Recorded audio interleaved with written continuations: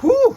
All right. Wow. It has been a hot minute here since we've come to the table. But welcome, guys. It's me, Raul Lucario. It's been a little bit, but I really do appreciate your patience with me. I've had some personal stuff come up that's just really kind of hindered my ability and my drive to make content, unfortunately. But I am back. I am ready. We're ready to go. And we're kicking it off with a bang. Today, ladies and gentlemen, we are taking a look at something I've been wanting for a while now.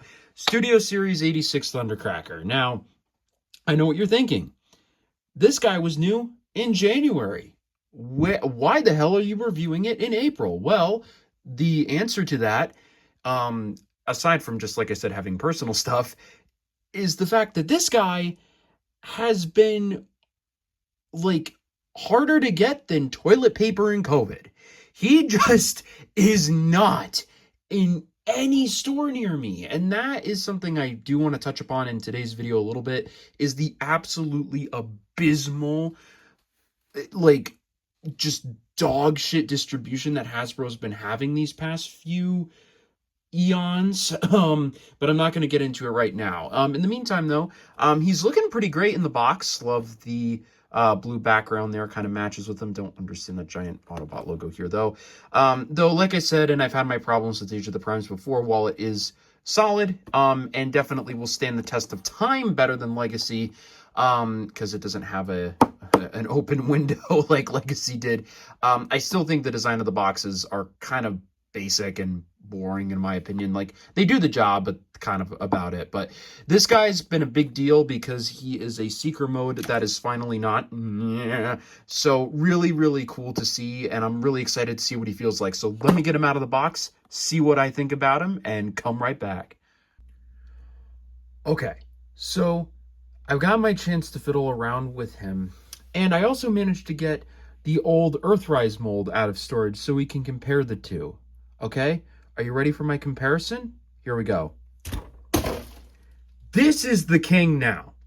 This is infinitely better than the original Seeker mold by every stretch of the imagination. This guy does have like one or two kind of problems that I have with it, but otherwise he is just a fantastic update.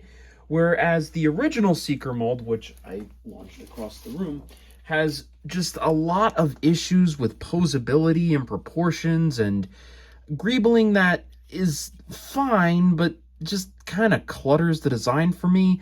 This guy is smooth, slender, sleek, cleans up just so much more nicely, and just overall is a really, really fun figure to handle. So let's get into it. So let's talk about colors first off. I mean, this is exactly what I'd expect Thundercracker to look like. G1 Thundercracker. Beautifully done. No shoddy paint applications from what I can see. I've not heard any issues with QC on this guy at all, but overall, just really, really good. One oddity that this guy has is he actually has a few different face sculpts, which is weird. And depending on where you get the guy from, you can actually get a few different face sculpts, which is odd. I believe this is the base face sculpt. A lot of people are theorizing that it might be just like that they're doing versions of Skywarp and Starscream, and those are face sculpts meant for them that are getting out of the factory too early. I don't know. In any case, I think this one that I got fits Thundercracker very well. And in terms of articulation, this guy improves upon him basically in every way. So this guy, arm moves out, goes out like this. You get a front kick, a back kick, like kind of all the stuff that you would generally expect, but there are two main problems. One is due to the way the transformation works, no real waist swivel of any kind. I mean, you can swivel the legs, but the other issue is the fact that you cannot aim the null rays forward. You can't have it be on top of his arm. They're pinned at the side, so that makes your posability very, very limited. This guy does not have that issue, because as you can see, they put the null ray attachments at the bottom, meaning that you can swivel and have him aim forward like that, and you're just in a much better place there. And then also talking about proportions, I think that you've got just a lot better looking of a figure here in terms of the proportions for the forearms. The feet definitely on this guy were a bit of an issue. And this guy does have a little bit of parts forming. I know, everybody in the Transformers community likes to think parts forming is the worst thing ever, but, shut up. Because this isn't completely optional parts forming, actually, because you need the wings down here for the transformation, but you can pin them on the back of the wings, as we'll put them back here in a second. So, if you liked the look of the Earthrise Starscream having the wings on his feet, you can do that. And like I said, they do need to be down here for the transformation. So, while it is parts forming, it's completely optional parts forming. It is not necessary for the figure to work. But if you want to get them out of the way, which I personally do because I think it looks better like this, you can have them on the back. And speaking of the back, no more nose cone hoodie. Look at that. Look at how much cleaner that is in comparison to this guy. Just so much more nice and easier to handle. A lot of times when you're trying to grab onto Starscream, you wind up grabbing the hoodie. You got to fiddle your fingers underneath it. Like, it's fine, but it's not the worst thing ever. And before anybody brings up the opening hands on this figure, this is exclusive because this is Coronation Starscream. Most other versions of that Seeker mold, like, for example, this guy here, who I have to compare the vehicle mode to, does not have that. So this is him losing that here is not really a big deal that he doesn't have opening hands. And in all honesty, on a figure of this size, I actually prefer to not have opening fingers. I really think those only work well on larger figures, but, that's just me. So overall, really, really solid. Great posability. Let's see if I can actually hit him into some decent poses here. And he also does have light piping, in case you can't see that there, so that's nice too. But yeah, just generally all around pretty good. There is, however, one issue I have with the posability on this guy. The one thing that this guy has that he does not is backward hinging wings. That is a bit of a shame because it really does kind of limit the way that the arms go a little bit unless you want to angle the wings down like this, which works but just doesn't look nearly as natural as this does. And on top of that, having the hinging wings is great in vehicle mode because, while yes, the Seekers are obviously typically like this, you have the ability to angle the wings up. It just gives you a little more customization options there. So that is my one major gripe with this figure, is not having the hinging wings. But beyond that, I think he's really, really fun and just an overall great Seeker and pretty much better than this guy in every conceivable way. This is basically now obsolete, essentially. Now, I do want to talk about the distribution issues because, brother, this guy came out in January, and I guess this is kind of an issue with Transformers as a whole right now and not really necessarily native to Thundercracker, but I'm not going to lie to you. If you're not ordering online, unless you happen to get lucky, you're probably not going to see this guy in your store shelves or really much of anything new. Like, I was in Target the other day and I just saw Big Convoy on shelves for the first time. And he came out way before Thundercracker did. And it's like, it's such a mess. It's such a mess right now with the distribution. So my apologies for not getting this review out to you sooner. But one part of it was just, like I said, personal stuff going on. The other part was this guy was impossible to find and just kind of annoying. So that's great. But let's talk about the transformation now. I think we can go ahead and move forward into that. I do know that you are able to put the wings down here on the ankle to do the transformation. I just personally find it easier to not do that. I just think it works a lot better. So in order to transform this guy, you got to get him clean. You got to get him ready. So let's go.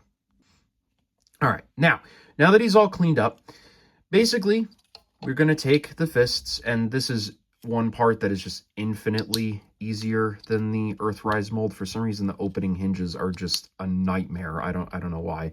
So you get them in like that.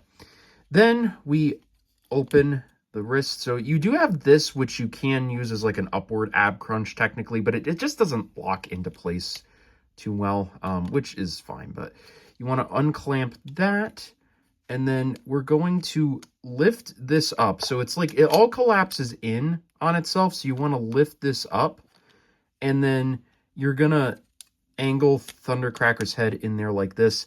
You just kind of want it in there right now. We'll do like the final clamping of everything in like kind of more towards the end. So then you do this. And, you know, one thing that this mold had over the original is no faux parts. And it's like, one, I think faux part arguments are kind of stupid because you, like, who cares? I don't know. I think the whole faux part argument thing is kind of dumb. But this figure does this without any faux parts, and it does it infinitely better than this one. So that's another thing to make note of. So then you lift this up. Then you need to fold the arms in like this. And it's a little finicky at first. You got to really get them in there. Oh, and then raise these up too. Raise these up. That gives you the room that you need in order to close everything up together like that. And it doesn't really necessarily fully like lock in. What locks it in is just you clamping that down. That pins everything in. So these are more so you just fold these triangular bits out of the way. Don't expect a clicking in there with that. All right. Now we come to the legs. Now the legs are kind of my least favorite part of the transformation, if I'm going to be honest, because they're a little finicky. You open them up like this, and then you fold the feet down or up like this. So there you go. And then you kind of got to hinge it in a weird way. And see, if you don't hinge it right, it doesn't close. So it's a little, this is kind of the only thing that I find kind of annoying is just getting the legs in the right position. But you'll know that you've gotten it once you hear that click, and then you know you're good. Then, kind of similarly to the original Earthrise mold, you just clamp these together.